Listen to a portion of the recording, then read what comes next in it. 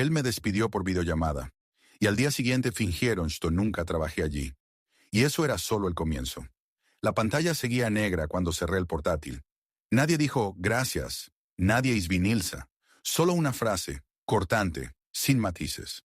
Hemos decidido prescindir de tus servicios con efecto inmediato. Tu acceso ha sido revocado. Ni una reunión, ni una mirada. Después de 5 años construyendo la columna vertebral de su sistema, ni siquiera tuvieron el valor de decírmelo en persona. Durante unos segundos me quedé inmóvil, escuchando el eco del silencio. Afuera llovía. Dentro todo estaba quieto. Me giré hacia la estantería. Libros técnicos, viejos esquemas, servidores apagados. La historia de mi carrera, ahora, borrada. O eso creían ellos. Mi móvil vibró. Tu cuenta corporativa ha sido desactivada. Se ha revocado tu acceso a los repositorios. Se ha eliminado tu nombre de los créditos del último release. Respiré. No reaccioné. No respondí. Solo observé cómo, una por una, se cerraban todas las puertas digitales por las que caminé durante media década. Me senté en la oscuridad de mi cocina, con la taza aún humeante en las manos. No tenía sabor. No sabía si era café o ceniza. ¿Qué pasó?, preguntó Laura desde la puerta. Me echaron. Mi voz no tembló. ¿Cómo? ¿Por qué? No respondí. No porque no supiera, sino porque ya entendía. Demasiado bien. 3 horas después estaba en un coworking, sin cuenta, sin acceso, sin puesto. Pero con algo mucho más peligroso, memoria. Me conecté a un viejo portátil que nadie más recordaba. Uno que nunca estuvo registrado en su red. Empecé a revisar los backups personales, los logs offline, las notas cifradas, cada línea de código que escribí, cada estructura que propuse, cada bypass que tuve que construir porque nadie más sabía cómo. Yo conocía sus entrañas mejor que ellos mismos, y ahora querían hacer como si yo nunca hubiera estado allí. ¿De verdad vas a dejar que se salgan con la suya?, me preguntó mi reflejo en el cristal del coworking. No era una pregunta, era una acusación. Yo empecé a pensar en cuándo empezó todo. Fue hace 3 meses. En una reunión de arquitectura, yo propuse una refactorización profunda del sistema de permisos. Al principio me escucharon. Luego, el CEO hizo esa pausa. Esa maldita pausa que usaba antes de cambiar la dirección de todo. Interesante, pero no es prioridad. Vamos a ir por otro camino. Después de eso, noté cómo mi nombre desaparecía poco a poco de las reuniones clave. Cómo los informes técnicos que yo firmaba salían sin firma. Cómo las decisiones que yo impulsaba se atribuían a otros. Ahora todo tenía sentido. Me estaban preparando para borrar. Como se borra un comentario innecesario del código. Solo que yo no era un comentario. Era la arquitectura entera. Laura volvió a escribirme. ¿Estás bien? ¿Vas a demandarlos? ¿Qué vas a hacer ahora? Miré el mensaje. No respondí. Encendí el segundo portátil, el que tenía guardado para emergencias. Allí vivía una copia vieja del núcleo que escribí en las primeras semanas del proyecto. Crudo, sin limpiar, pero mío, 100 mío. Y mientras cargaba, vi cómo mi reflejo ya no era el mismo. No era ira, ni tristeza, era silencio. Un tipo especial de silencio que precede a la acción. Empecé a pensar en cuando todo comenzó a desmoronarse. Estaban en la terraza del edificio, celebrando el cierre de la ronda de inversión. Había champán, risas forzadas, promesas infladas. Yo observaba desde la calle, invisible, un café frío en la mano. Nadie me esperaba ahí arriba. Nadie me echó de menos. ¿Ese no es el tipo de backend?, preguntó alguien. Uno de los nuevos giró la cabeza. No, ese ya no está. Lo echaron la semana pasada. Creo que por temas de seguridad. Mentira. Pero dicha con una seguridad nauseabunda. No era solo la eliminación. Era la narrativa. Me estaban convirtiendo en el problema, en el eslabón débil, en el error que se corrige. Eso era lo más brillante de su estrategia. No borrar los datos, sino la confianza. Volví a casa y revisé un correo antiguo de recursos humanos. Uno que no abrí en su momento. Un archivo adjunto. Cláusula de confidencialidad y no competencia actualizada. Con fecha retroactiva. Nadie me consultó. Nadie me pidió firmarla. Pero ahí estaba mi firma. Falsificada. Entré a un grupo privado con excolegas. Solo 3 respondieron. 2 con emojis, 1 con una línea. Hermano, cuídate, van por todo. El siguiente paso era revisar los puntos ciegos. Tenían el producto, la marca, el capital. Yo tenía la memoria, los errores ocultos, los compromisos de arquitectura que tomamos solo por esta vez. Y tenía copias. No del producto final, sino de la idea cruda, del primer boceto, del porqué de cada decisión. Empecé a notar un patrón. Cuanto más pulido era su sistema, más dependía de mis atajos. Cosas que no podrían replicar sin romperlo todo. Y eso los aterraba. En un foro técnico encontré un hilo abierto por un usuario anónimo. Demasiado parecido al tipo de preguntas que solo alguien de adentro sabría hacer. Preguntaba cómo reestructurar un sistema sin tocar su núcleo. Nadie respondió bien, pero yo sí entendí la pregunta. Era uno de ellos, tal vez el nuevo arquitecto que contrataron. Buscaba evitar mis huellas sin romper la estructura. Buena suerte con eso. Caminando por el barrio, vi un cartel arrancado en una marquesina. ¿Te han hecho desaparecer de tu trabajo? No estás solo. Me reí en voz baja. No era rabia, era ironía. No, no estaba solo. Estaba observando. Tuve la tentación de llamar a un abogado, solo para escuchar una voz profesional diciendo que tenía razón. Pero colgué antes de marcar. No era el momento. No era así como iba a mover la primera ficha. Entré a un disco duro externo, uno que no tocaba desde hacía años. Allí encontré el embrión de todo. Diagramas, hipótesis, nombres de funciones que ni siquiera usaron. Y un nombre de proyecto. Arcos, el nombre original. El mío, nunca lo registraron. Lo descartaron por ser muy técnico. Ahora era mío, y nadie más lo recordaba. Volví a leer mi carta de despido. Era tan aséptica, tan neutral, tan cobarde, pero escondía una frase que me hizo detenerme. Cualquier intento de reutilización de propiedad intelectual generada durante tu estancia podrá ser considerado infracción grave.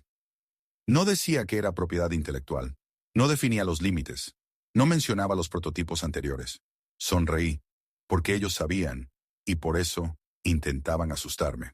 No respondas con emoción, me dije en voz baja, mientras actualizaba mis notas en papel.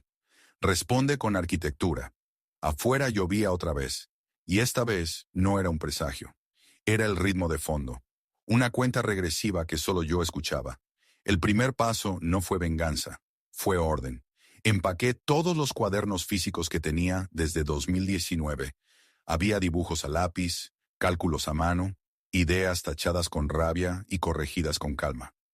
Todo lo que construí desde antes de que firmaran el primer cheque. Clasifiqué por fechas, versiones, patrones.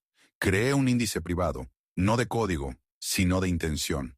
¿Qué problema resolvía cada módulo? ¿Por qué elegí esa estructura? ¿Qué errores internos tenía el sistema? ¿Y quién los ignoró a propósito? No iba a destruir nada, iba a reescribirlo. Una tarde fui a ver a Nico. Él había salido del proyecto hace 2 años, cuando se peleó con el CTO por falta de visión. Nos encontramos en una plaza del centro entre estudiantes y turistas. ¿Estás al tanto?, le pregunté. Me llegó el rumor. Dijeron que te fuiste por cuenta propia, que no soportaste la presión. Me reí. Nunca me fui. Nico me miró y sus ojos cambiaron. No preguntó nada más. Solo asintió. ¿Tienes lo que necesitas? Más de lo que ellos creen. ¿Qué planeas? Una réplica. Pero con propósito. Sin errores heredados. Limpia. ¿Y legal? Tan legal como lo fue lo que hicieron conmigo. Esa noche escribí la primera línea de Arcos. No como venganza. Como testimonio. Comencé con lo más frágil. El motor de asignación. El que ellos construyeron sobre mi primer borrador, pero que jamás entendieron del todo. Creé una nueva versión, más ligera, modular, sin dependencias internas. Lo probé en local, fluido, preciso, más rápido que cualquier release que ellos hayan publicado. No me tembló la mano, no me dio nostalgia, solo había lógica y claridad. ¿Sabes lo que estás haciendo?, dijo la voz de Laura por teléfono. Por primera vez en semanas, sí. ¿Y si te demandan? Tendrían que demostrar que es suyo, y para eso tendrían que admitir que yo lo escribí. Silencio al otro lado. Nunca les diste el crédito, porque nunca lo pidieron. Empecé a frecuentar cafés donde nadie me conocía. Trabajaba con auriculares de espaldas al mundo. No por miedo, por concentración. Los nombres volvieron a mi cabeza uno por uno. Marta, que me robó la presentación. Julián, que firmó con su nombre mi white paper. El CEO, que me sonrió el día del lanzamiento como si me estuviera bendiciendo. Recordaba sus frases, sus decisiones, sus errores, y cómo cada uno se benefició de mi silencio. Nunca levanté la voz. Nunca pedí más. Ahora nadie iba a pedirme permiso. ¿Por qué Arcos?, preguntó Nico en una llamada nocturna. Porque está bajo la superficie y lo sostiene todo. ¿Y qué quieres que haga? Quiero que lo pruebes, sin tocar tu nombre, como usuario anónimo. Dame feedback real. Rómpelo si puedes. Pausa. Pensé que querías venganza. La venganza es ruido. Yo quiero diseño. Pasaron días. El sistema crecía, se bifurcaba, se perfeccionaba.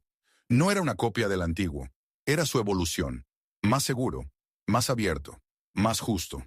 Empecé a recibir mensajes anónimos en un foro de desarrolladores. ¿Quién está detrás de Arcos? Esto funciona mejor que cualquier solución actual. ¿Es open source o privado? No respondí. Solo observé. Cada pregunta era una señal. El sistema hablaba por sí mismo. Y pronto, hablaría más alto que cualquiera de ellos. Lanzamos la beta en silencio. Un foro técnico cerrado, invitaciones cifradas, 10 usuarios, luego 30, luego 100, y entonces el primer error. Un usuario publicó en X. ¿Es esto una bifurcación de Novica OS? El código base es sospechosamente parecido. Ese nombre, su nombre, la marca que construyeron sobre mis huesos. De inmediato comenzaron las llamadas, no al móvil, a mi madre, a mi hermana, a viejos conocidos que ni sabían que yo seguía vivo en este mundo. El mensaje era el mismo. Estamos dispuestos a conversar. Siempre valoramos su trabajo. Cinismo empaquetado en cortesía jurídica. Una mañana recibí una notificación. Se ha iniciado una revisión de código en tu repositorio por posible infracción de propiedad intelectual. No venía del equipo legal, venía de un bot, anónimo, cobarde, el mismo tipo de cobardía que usan cuando despiden por videollamada. Escribí a Nico. ¿Qué hiciste? Nada. No fui yo, pero alguien filtró la URL. ¿Crees que fue uno de los testers? ¿O alguien que se sintió amenazado? Esto ya no es solo código, es política. Me quedé en silencio. Una parte de mí quiso apagar todo, borrar el proyecto, fingir que nada ocurrió. Otra parte. No, no había otra parte. Solo quedaba avanzar. A los 2 días recibí un burofax. Oficial, redactado con la arrogancia de quien se sabe dueño de la verdad. Se le exige cesar inmediatamente toda operación que implique reutilización parcial o total de sistemas desarrollados durante su contrato. Lo releí varias veces. Cada palabra era como una gota de ácido. Pero no porque me dañara, sino porque intentaban ensuciar lo que yo sabía limpio. Encendí el portátil. Abrí el núcleo de Arcos. Revisé cada línea, cada archivo. Nada de ellos quedaba aquí. Todo era nuevo. Me sentí como si estuviera parado frente a un espejo. Y por primera vez no me temblaba el pulso. La carta no me hizo daño, pero la llamada sí. ¿Qué hiciste, imbécil?, gritó Julián. Nos están preguntando si el sistema nuevo es tuyo. ¿Tú tienes idea del problema que nos estás metiendo? Interesante, respondí. Pensé que yo no era parte de nada. No juegues conmigo. No lo hago. Solo estoy construyendo algo. Algo que funciona. Vas a pagar por esto, te lo juro. Y colgó. No volvió a llamar. Esa noche no dormí. No por miedo, sino por la claridad. Porque su amenaza no era un obstáculo. Era confirmación. Confirmación de que dolía. De que golpeaba justo donde ellos eran más vulnerables, en su versión del relato. Al día siguiente, Arcos colapsó. Literalmente, un ataque de DDoS desde múltiples IPs. Coordinado, meticuloso. Como si alguien supiera exactamente cómo y dónde romper. Y lo sabían, porque fui yo quien diseñó esas puertas traseras. Años atrás, cuando el sistema original necesitaba soluciones rápidas. Ellos nunca las cerraron. Yo nunca las olvidé. Me senté frente a la pantalla, viendo cómo caían los servicios. Uno por uno, como fichas. La gente en el chat preguntaba, reclamaba. Nico me llamó. ¿Lo viste? Sí. ¿Vas a levantarlo? No. ¿Qué? No todavía. Colgué. Tomé el cuaderno más viejo. El primero. el que tenía el boceto original de Arcos. Arranqué una página. La rompí en 4. Necesitaba recordar por qué empecé esto. Y esa noche lloré. No por derrota, por reconocimiento. Porque ya no había vuelta atrás. El ataque duró 19 horas. Cuando cesó, no quedaba nada en línea. Solo un mensaje en la página de inicio, insertado por alguien que sabía demasiado. No puedes robar lo que nunca fue tuyo. Era casi poético, frío, preciso, como si hubieran invertido tiempo en esa frase, como si creyeran de verdad que estaban ganando. Pero yo ya no jugaba su juego. Me levanté sin prisa, fui al mercado, compré pan, café, una caja de tornillos que no necesitaba. Observé los rostros alrededor, gente que no tenía idea del infierno que vivía a 2 pestañas de su navegador. Nadie sabía quién era yo, ni qué hice, ni por qué querían borrarme, y eso me dio una extraña forma de libertad. Esa noche reactivé un contacto antiguo, no alguien técnico, un periodista, Samuel Ortega. Nos conocimos años atrás, cuando cubrió el primer demo de la empresa. Entonces me ignoró. Ahora le escribí solo una frase. ¿Quieres la historia real? Me respondió en 10 minutos. Un café, lugar neutral, no público. Nos encontramos en un parque industrial. Samuel tenía ojeras y un cuaderno en la mano. ¿Por qué ahora?, preguntó sin preámbulos. Porque no se trata solo de mí. ¿Entonces de qué? De cómo una empresa puede construir un imperio sobre fantasmas, y luego borrar a los fantasmas como errores de sistema. ¿Tienes pruebas? Saqué una carpeta. Fotos, fechas, correlaciones, documentos, logs, diagramas iniciales. Samuel hojeó sin comentar. Esto es fuerte, pero es palabra contra palabra. No si conectas los tiempos, los commits, las migraciones de arquitectura, la línea de evolución. No pueden negar lo que nació antes de que existieran como empresa. Pausa. ¿Y qué quieres? Publica. Pero no nombres. No aún. Solo el caso. Solo las prácticas. Que la comunidad sepa. ¿Y tú? Yo solo quiero que alguien encienda la luz. El artículo salió 2 días después. El precio del silencio. ¿Cómo se borran los creadores del software?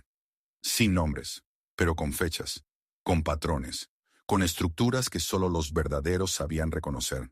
Y lo hicieron. El foro se encendió. Usuarios comentaban. Ex colaboradores de otras startups compartían historias similares. Y entre las líneas se coló una verdad silenciosa. Nadie está a salvo del sistema, hasta que alguien lo expone. Me escribió un tal Víctor. Desde una dirección cifrada. Vi el artículo. Vi Arcos antes de que cayera. No sabía que eras tú. Si necesitas recursos, puedo ayudar. Le respondí con una sola pregunta. ¿Por qué? Su respuesta me congeló. Porque me hicieron lo mismo. Y tú eres el primero que no se escondió. Decidí reiniciar Arcos, pero no desde mi servidor. Desde una red distribuida, como espejo, sin nodo central. Cada colaborador tendría una pieza. Nadie lo controlaría todo. Era el antídoto perfecto contra lo que viví. Una semana después, me llegó un mensaje del sistema de notificaciones legales. Nueva disposición de la Oficina de Patentes. Se reconoce la titularidad previa del diseño funcional presentado en fecha X, bajo el nombre Arcos. Lo leí 3 veces. Luego cerré los ojos. No era una victoria. Era una puerta abierta. Una que ellos no podían cerrar. Esa noche miré el techo durante horas. No pensaba en Julián, ni en el CEO, ni en los nombres que me robaron. Pensaba en lo que vendría, porque ahora ya no luchaba por recuperar lo perdido. Luchaba por evitar que se repitiera. Y esa era una guerra distinta. La invitación llegó en forma de correo cifrado. Asunto: Mesa redonda, infraestructura ética y transparencia en startups. Firmado por una organización que yo pensaba extinta. CoLab 21. No era una conferencia. Era una trampa con luces suaves y catering vegano. Pero acepté. El lugar. Una biblioteca reconvertida en espacio de eventos. Muros de ladrillo visto. Proyector colgando del techo. 100 personas. Ningún rostro familiar, excepto uno. Marta, sentada en la segunda fila, portando una sonrisa profesional, una tablet y una insignia con el logo de Novica OS en la solapa.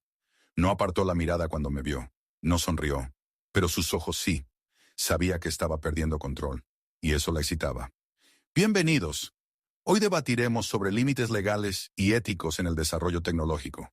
Hablaron 3 ponentes antes que yo. Uno citó a Foucault, otro mostró gráficos, el tercero leyó estadísticas sobre pérdida de confianza en entornos corporativos. Yo subí al escenario sin presentación. Solo dije, yo construí algo, me lo arrebataron, lo reconstruí, y ahora me acusan de imitación. Silencio. No vine a que me crean, vine a mostrar. Arcos no es un producto, es una advertencia. Clic. La pantalla mostró una estructura modular, transparente, trazable. Cada módulo tenía un historial abierto, cada decisión una firma verificable. No quiero convencer a nadie, quiero que cualquiera pueda verificarlo. Vi los rostros cambiar, unos escépticos, otros sorprendidos. Y en la esquina, Marta escribía. Rápido, demasiado rápido. Me impresionaste, dijo una voz detrás del escenario. Era Leila, abogada, según su tarjeta, especialista en propiedad intelectual y sistemas de licencias distribuidas. ¿Has considerado registrar Arcos bajo una estructura cooperativa? Puede darte inmunidad frente a acciones centralizadas. ¿Y cuál sería el precio? Dejar de pensar como víctima y empezar a construir sistema. Leila no era como los otros, no ofrecía ayuda, ofrecía estrategia. Caminamos hasta un café cercano. En el camino, me señaló un edificio vacío. Allí estaban antes ellos, ¿no? Sí, lo sé. Trabajé para ellos. 2 semanas. Suficiente para entender que alguien estaba atrapado ahí dentro, escribiendo lo imposible para sostener el caos. La miré por primera vez como aliada. Esa noche cenamos con Nico. Leila expuso el plan. Formalizar la arquitectura de Arcos como Commons, con una gobernanza abierta y cláusulas que impedían la apropiación privada. Y si intentan copiarlo, dijo, se autoexponen, porque todo queda registrado, públicamente, en tiempo real. Pero nos falta una cosa, dijo Nico, distribución. Si no se usa, no sirve. Me incliné hacia él. Ya se está usando. Saqué mi portátil. Mostré las estadísticas. 3 universidades en América Latina, un consorcio en Escandinavia, 2 colectivos de software libre en Asia. Nadie sabía que era yo, y no necesitaban saberlo. A las 2 de la madrugada recibí una alerta. Una modificación silenciosa en el sistema de Novica OS. Un parche que reescribía parcialmente la arquitectura. Habían tomado ideas de Arcos, no copiado, pero lo suficientemente cerca como para dejar huellas. Y habían registrado la actualización como mejoras propias. Me reí, solo, sin rabia. Porque ahora ya no era mi palabra contra la suya. Era código contra código. Leila redactó una notificación pública. No para demandar, para exponer. El tribunal no es el mejor escenario, dijo. El mejor escenario es la comunidad. Ellos saben leer.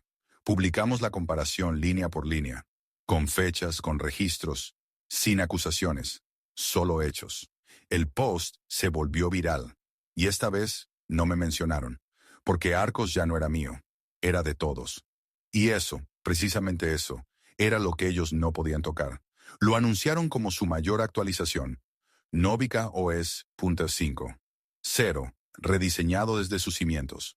Más rápido, más limpio, más tuyo que nunca. Lo presentaron en el Tech Forum Iberia. Sala llena, cámaras, invitados, streaming en 4 idiomas. El CEO subió al escenario con esa sonrisa ensayada que aprendió en incubadoras de negocio. Hoy damos un salto de 10 años en innovación. Aplausos. Yo también estaba ahí. Fila 8. Sin acreditación, sin nombre. Solo ojos. La presentación fue impecable. Animaciones fluidas, pantallas táctiles, diagramas con palabras como escalabilidad, transparencia, arquitectura distribuida. Palabras que yo escribí por primera vez en una servilleta. Una noche que ni ellos recuerdan. Y luego lo mostraron. El nuevo sistema modular. El corazón de Web 5. 0. Una copia, reordenada, disfrazada, pero mía. Cada conexión, cada decisión, cada maldita línea de herencia funcional. No me moví. Solo saqué el móvil. Transmití en directo. Silencio absoluto. Solo video. Sin rostro. Y en paralelo, desde otra sala, Nico publicó el hilo. Comparaciones técnicas. Fragmentos exactos. Tiempos de commits. Logs. Enlaces verificados. Toda la arquitectura de Arcos, mostrada junto a la suya. Sin palabras. Solo evidencia. Leila envió el comunicado legal 2 minutos después de que acabara la presentación. No a ellos, a la prensa. El caos fue instantáneo. ¿Se ha plagiado un sistema distribuido de código abierto? ¿Por qué Arcos y Novica OS comparten un 87 de arquitectura en su núcleo? ¿Quién es realmente el autor del nuevo sistema? Los periodistas se arremolinaron fuera del auditorio. El CEO desapareció tras bastidores. Marta subió al escenario para improvisar control de daños.